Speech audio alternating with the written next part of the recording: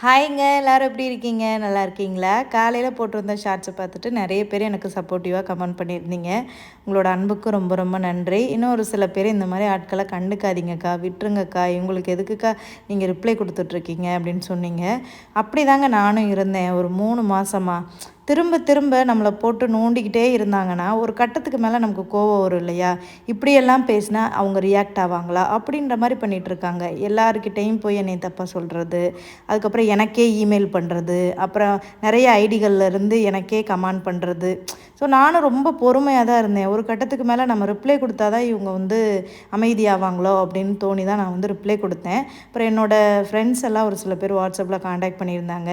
வழியில் கிடக்கிற சாணி எதுக்கு வினிதா வாயில் அள்ளி போட்டுக்கிற, இவங்க ஏதாவது ஒரு பிரச்சனையில் உன்னை மாட்டி விட்ருவாங்க, அவங்களுக்கு வேலையே இல்லாமல் டெய்லி ஒவ்வொருத்தவங்களுக்கும் கமெண்ட் பண்ணிகிட்டு இருக்காங்க, உனக்கு இதான வேலை, வேலையை பாருன்னு சொல்லி அந்த வீடியோவை டெலீட் பண்ண வச்சுட்டாங்க.